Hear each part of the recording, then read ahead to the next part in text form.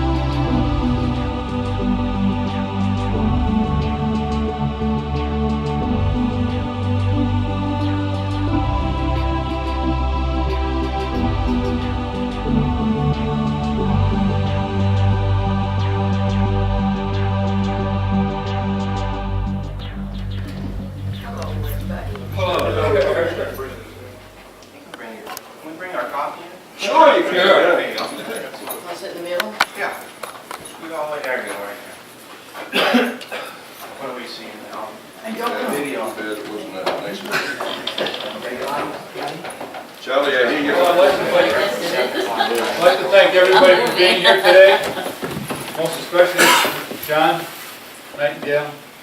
What a great trip.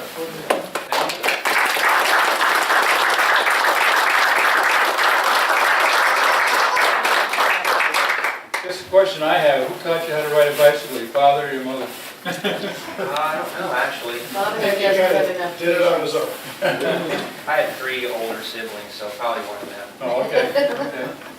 Well, it's been a great trip, and we wish you well going the next 2 legs, Yeah. 2 years. John's planning on taking a trip, I think, from Montreal down to Louisiana next year. Wow. Well, I think that is the plan, but it might just be Montreal to Minneapolis, and then from Minneapolis to Chicago, and then St. Louis, and that's that trip. And then you go on the West Coast and finish in Washington. Yeah, and then the southern states. Good. We had a police escort up here this morning, and one of the officers, a fellow Shriner, who I have not met before, but he says, I'm definitely going to be with you. And the other 2 officers said, well, we wouldn't miss this. The only trouble is we didn't have the weather going in our favor, so we would expected to see a lot more vehicles out there. But I want to thank you. Where'd he go? He left. He left. The one driver that did drive up, he said he would be here, and he was here. And you know, without any further ado, I think we'd like to hear a little story from you about what happened in the last 1,800 miles. Okay, sure. Come up here? You can come up here.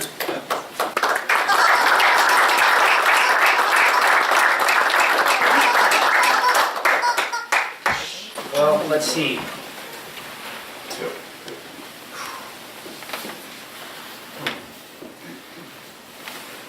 Want to start with questions, or do you want me to just tell my story?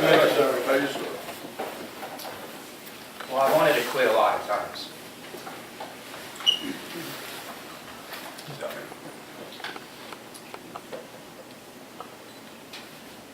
These kids, you know, they can't quit. They can't be unbent, unburned, and unbroken. So, you know, that's what kept me going. I've been run off the road 4 times, twice by the same man. You know, been attacked by dogs. I've been hit by a car. I've ridden until I was too tired to go, and it was getting dark, so I would sleep on the side of the road. You guys are amazing. Your sole purpose is to give these children my child. That's why I'm here. That's why I'm standing here. You know, I've been 1,937 miles on my bike as of today. Wow. I chose to go a little bit longer because I took some paths that were a little bit more fulfilling for me. some easier rides maybe. I went out of my way to go to the second highest elevation on the East Coast. It took me 4 hours and 13 minutes to ride 2,424 feet vertical elevation from 161 feet above sea level. So that's a long way to go. I've been taken in by people. I've knocked on people's doors and asked them if I can sleep in their yard. And they said, sure, why don't you come in for a dinner? Why don't you come and get a hot shower? I've stayed at fire stations. I've been run out of town by a policeman because it was loitering. If only he would have known what I was doing and why. And I told him, and it didn't matter. I've been met by people on the side of the road. I've had 6 interviews with newspapers, 2 television interviews, and 1 magazine. I think it probably was laying around the hospital. Modern Healthcare magazine is here, and if you look in it, I'm in there. I really don't know what else to say. I have 113 miles left to get to Boston. And I'm going to be honest with you, I'm going to get up really early tomorrow and I'm going to ride all 113 miles because my wife's going to be there. That's it. I mean, I've seen things. You know, when you ride down the road 5 miles, 10 miles an hour, 13 miles an hour, 5 feet off the ground, our country is filthy. It's littered. It's dirty. So I chose to take other routes that would put me on more beautiful paths, and I've seen 2 black bears and several, I can't even count the amount of eagles that I've seen, and hawks. You know, people along the way have been so kind, stayed at several campgrounds and they didn't charge me $1. I've only had to pay for probably 5 or 10 meals in 6 weeks. Because people hear my story and they pay the bill. So yeah, I've been run off the road, I've been hit by a car, but that just pales to the fact that, you know, what you guys do, what you men do and your wives to support you, and some of you may be lady Shriners, I don't know. It's a miracle to me. You are miraculous. Thank you. Thank you. That's all I have.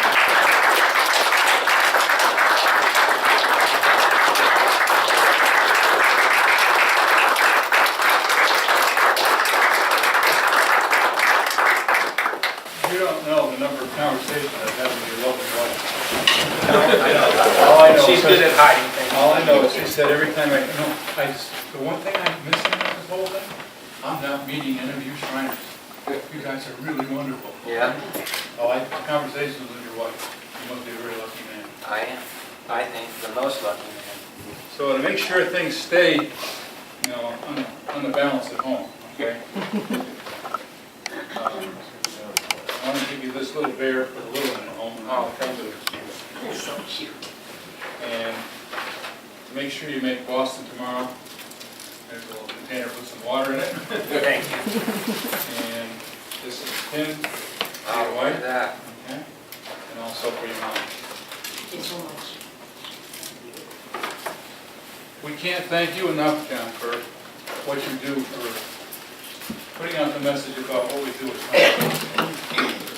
We all feel a lot different in this room right now that it's the biggest dark secret in the world about what we do here. It's the best kept secret. That's why I'm trying to uncover it. Right. So you've done a great thing here and continue with good health to make your trip to Washington State. Got it. Thank you. Thank you.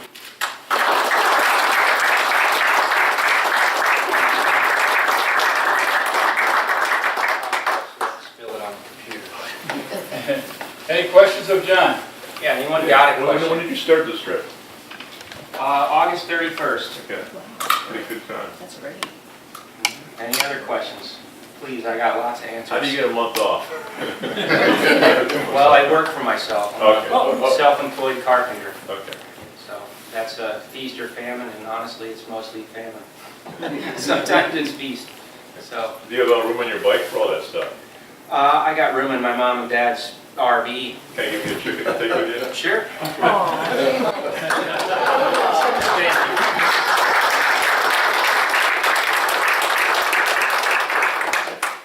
Anything else? No? Let's see the film. Once again, thank you. You're welcome. Thank you, guys.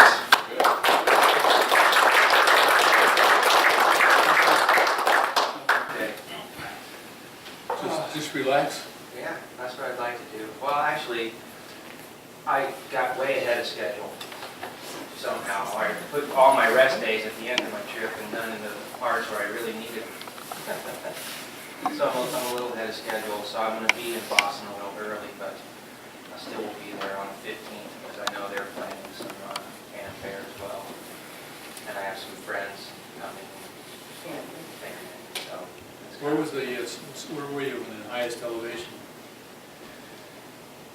Summit, Grill? Summit in the Alleghenies. Mitchell. I don't know. Mitchell's number 1. Yeah, that's in North Carolina, isn't Yeah. it? Yeah. I missed that one. And But the second one would be Mount Washington. well, maybe this one was the highest one in that. And West Massachusetts would be Mount Grill. This was in Pennsylvania somewhere. Oh, okay. They called it the Continental Divide of the East Oh, Coast. okay. So I don't know if it's. So you go to the Shenandoahs, did you? I've been over every mountain range on the East Coast, so Yeah. pretty much. How about bragging on the trails that once, Oh, the rail trails? Let me go back up here so everyone can see my face instead of the back of my head. Everyone sees the back of my head. The rails to trails, have anyone ever heard of that? Yeah. Well, you see. it's fantastic. 1976, I've become an expert because I've spent probably 500 miles on the rails to trails of my trip. And once I realized what this was, I went out of my way to that's why I'm 100 miles or 200 miles over by the time I get to Boston. It's safe. I mean, that's a quest that I think I might do after Pedal for Pennies. I may try to get that, every state in the United States, north to south, east to west. It's so safe, and a lot of them have camping on the side. First come, first serve. Two little campsites with a well. No electricity. It's all primitive, but it's. And I met plenty of people who were camping there. They were doing the same thing I was. I met 3 people, a husband and wife, and then another man from Amsterdam. That was. They were actually going opposite directions, but they were doing a transcontinental trip, so coast to coast, and just for no charity, just for their own personal. No, actually, I think it's not crazy. I think it's. I think it's, You learn a lot about yourself when you're by yourself for such a long period of time. Did you go on the one, we have one that starts in New Haven, Connecticut, I and did. it comes there to West I went on that one. There's some breaks in them, obviously. They can't. Yeah. The canal, Heritage Canal Trail, I think is what it's called. There's no canal left. They've dammed it at each end and then made it, filled it in places and made it real estate. So it was neat to ride through New Haven and see, New Haven. I think I got it right. One word. And see all the kids, in college, and think to myself, wow, what a neat place. I've seen a bunch of houses. I mean, you guys, this is nothing new to you, but houses that are pre-revolutionary war houses. Spoken to a lot of really interesting people. I've met so many people that were Shriners kids that are now adults. And I was a Shriner kid. So that was kind of a a neat thing. I was at an auto parts store buying some stuff to clean my drivetrain on the bike, the chain and the chain rings and that. And I was talking to a guy, and he said, "Well, where are you from?" And I told him, and so we got into this conversation, and I gave him one of my cards, and he said, "Well, you're doing this for the Shriners?" And I said, "Yeah." He said, "I was a Shrine kid. I was born with club feet. Couldn't tell. Was healthy, strong, could walk just fine." And he said, "All of this is on the house, whatever you need." So it's there are good people left in the world. It's hard to, that gets overshadowed, I think, by if there wasn't news and newspapers, I think most people would forget about the few people that make the world bad, and remember, our neighbors' names and what we're here for. I think that's lost. I think a lot of people don't know their neighbors. They don't know their neighbors' first and last names. They don't know their neighbors' children's names. And I don't know when that happened. Maybe when they took cabooses off the back of trains, everything went downhill. So I don't know what else to say. I mean, I could talk to you guys for hours about everything about the trip. The camping. My worst fear when I left was I'm not going to have enough to eat. I'm gonna run out of food. Well, I did run out of food a couple of times, but I still had plenty of food to eat, and I was never without food. And honestly, food weighs a lot. I mean, a gallon of water weighs 8 pounds, 8.2 pounds. So, that's a lot. And that bike, when it's full of food and full of water, weighs over 90 pounds. That's a lot to go up over the Blue Ridge Mountains and the Smoky Mountains and the, Cumberland Gap. That day was, that was the turning point in my whole thing. I can't remember, Clinch Mountain is what it's called. And it's a 25% grade, and it's straight up. Straight road, 25% grade. They cut it inside the mountain in the 80s. It used to go kind of switch back around the mountain, and then they made this new 4-lane highway that goes straight up to the top, and it's insane. I rode up, started in the morning, and got halfway up the mountain and stopped for lunch. That's how long it took me to get to the top of this mountain. And I ended up, was able to ride 79 miles that day, because once I got to the top, I got almost to Kentucky without having to hardly even pedal. And then I went through the mountain where Virginia and Kentucky and Tennessee all meet, and there's a tunnel that goes right through the mountain there, and I wasn't able to ride my bike through it. And I asked the guy, "Well, how am I going to get through?" And he said, "Well, we've got a truck that'll come and get you." And I said, "No, you don't understand. I can't take any rides. That's cheating." And he said, "Well, then you can go around." And that meant either going all the way around the mountain to the west or all the way around the mountain to the east. And there's a national park on either side, and you can't cross the mountain in a national park unless you're on foot. So I took the ride through the mountain. And then the day I got hit by the car, I took a train. I was like, I've got to get to the Bronx that night, because I was staying with a friend of the family.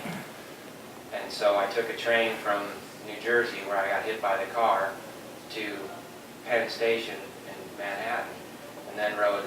And if you ever want an experience that'll last you the rest of your life, ride your bike. First of all, get your bike that weighs 90 pounds out of the bottom of Penn Station onto the street, and then ride your bike from Penn Station through Manhattan, through the Bronx, Harlem, and through the Bronx to get to your destination.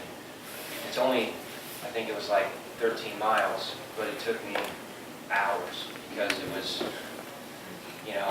and it's fine, there's some places that I've been in that were dangerous. Dangerous for me to be in. I met a man in Kentucky, southeastern Kentucky. I pulled over at a church to eat my lunch, because I feel like that was one of my things I did. If if I ate at the front on a church or camped on a church, which I did several times, I'd be far less likely to be accosted if I was on a church, someone's backyard in the church. And this man walked around the corner and he screamed because I startled him, because I wasn't sitting there when he went around the corner, and when he came back, just a moment later, I was sitting there. And so, because he screamed, it startled me, and I screamed. Well, we started to laugh, and he came and sat down. He went to his truck and got his lunch and came and sat by me, and we got to talking, and I actually wasted way more time than I should have eating my lunch, but it was nice to talk to him. And he had showed me, I said, well, I asked him, about his life and where he'd been, and he said nowhere. He's lived there his whole life. And I asked him if he had ever been on vacation, and he told me where he'd been, which was only like 30, 40 miles from there. And he pointed out this house, the roof of it was a green roof. And he said, that's the house my mother was born in, that's the house I was born in, and that's the house my kids were born in, that's the house my grandkids were born in. And he was one of the deacons of the church there. And we got to talking about my route, which way I was looking for this specific Kentucky State Road, 1088 or whatever it was. It doesn't show up really well on the maps, and they're not labeled. He said, well, this is 1088. And he said, but you don't want to go down that road. And I said, well, I have to. That's what my map's telling me. So we looked at the map, and he said, you go back to 25, or Highway 25, and you follow that around all the way up. And I said, that's going to take me, 50 miles out of my way. And he said, you'll get killed if you go down that road. So I said, why is that? And he said, well, because it's really narrow, and all the people that live down there, you don't go down that road unless you live down there. So at any rate, I went the long way, and I was thinking to myself, and I asked him, I said, are you ever going to go anywhere? And he said, no, I can't. And I said, why? Why can't you go anywhere? And he said, who else is going to tell the kids not to go down that road?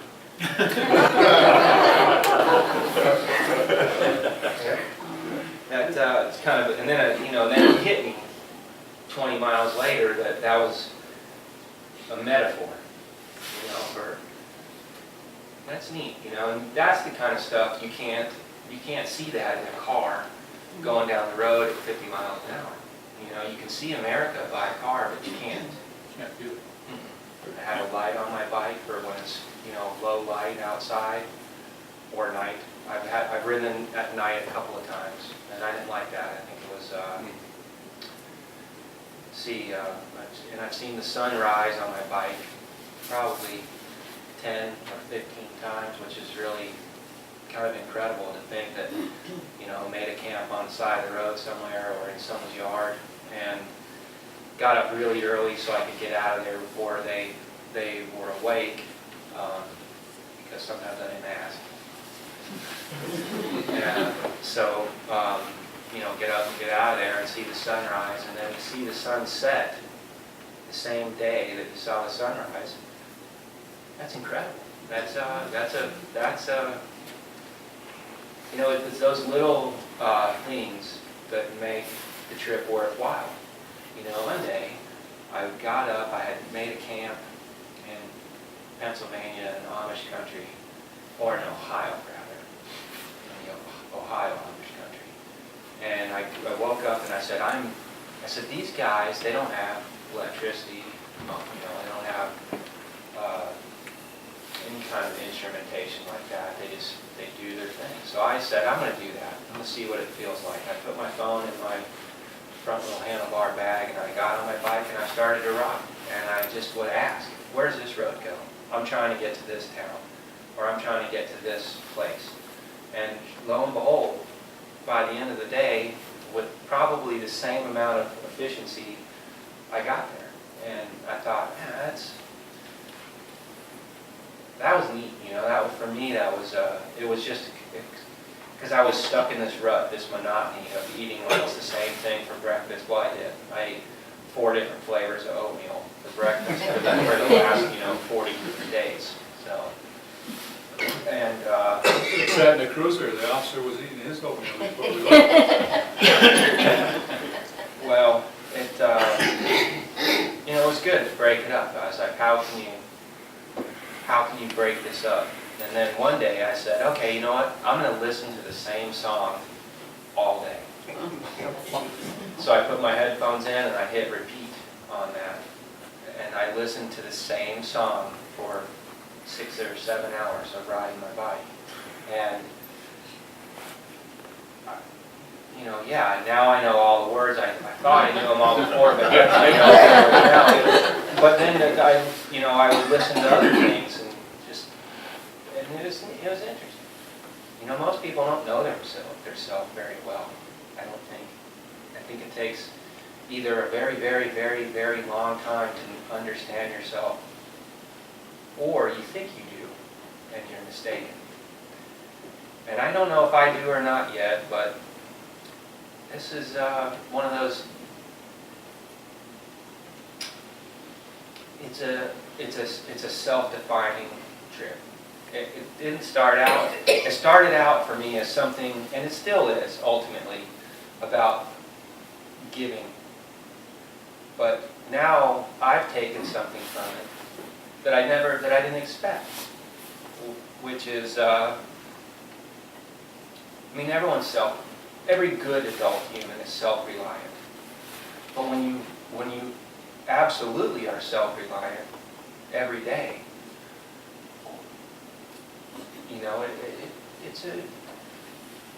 I think it's a good thing. I think everyone in this room, I think everyone on the planet should do a trip all by themselves, whether it's a weekend trip or a week long or a month long.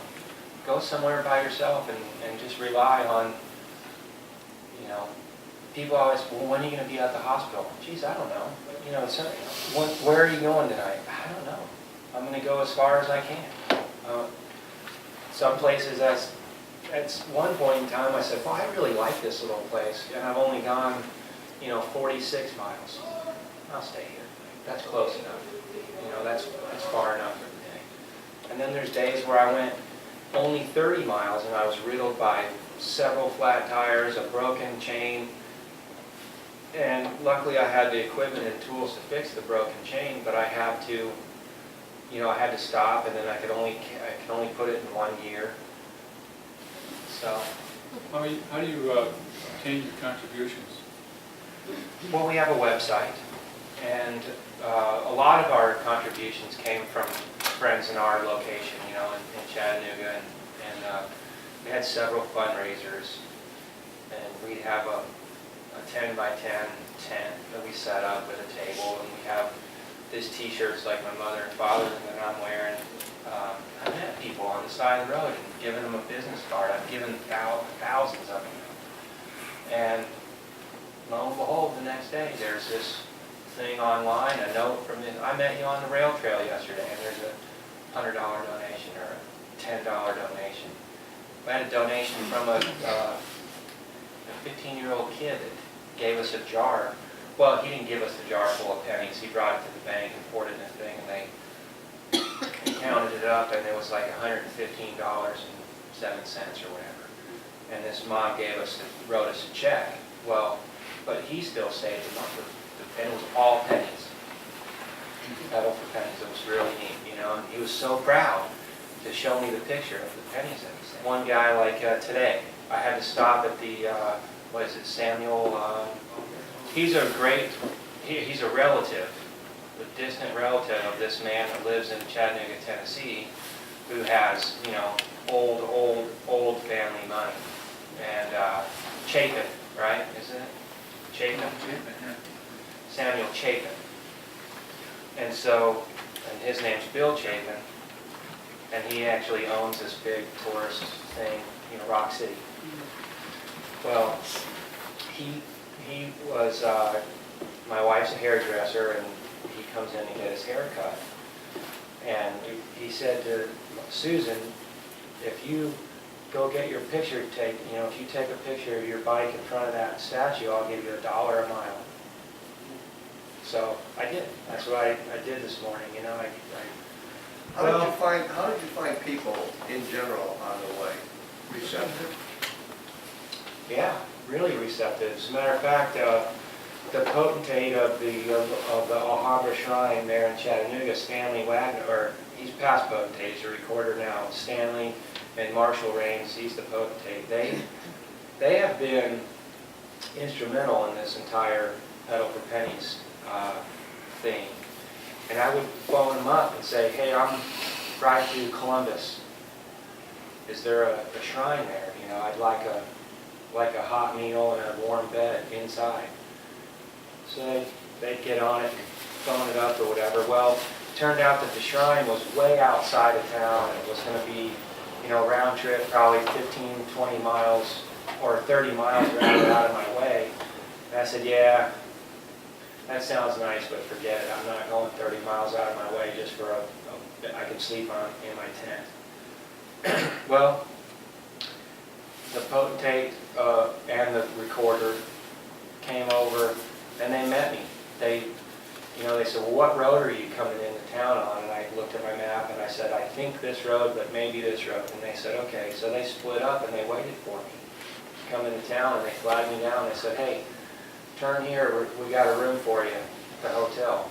So, you know, and that was great. Went in, gave them a card, incidentals and everything. Get room service, eat, do whatever you want to do, send your stuff out for laundry, whatever you want, it's taken care of.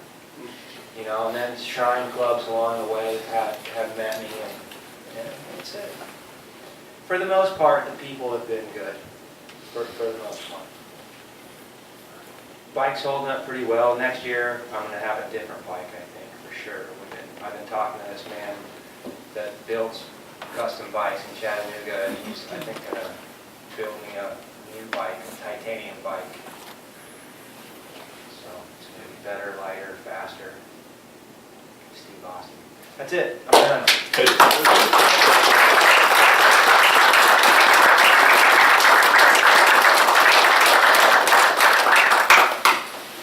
Once again, thank you for sharing everything. Nice speaking. Thanks, everybody. We're going to have another snack. For the long ride. We're going to ride back to the hotel. Everybody else wants that on this one. Thank you so much. Thank you. No, that's the 68 Drivers.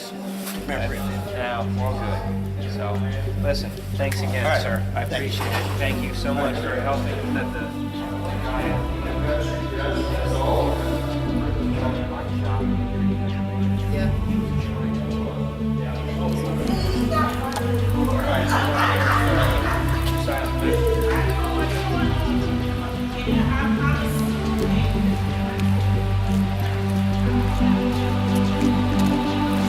All right, I'm gone.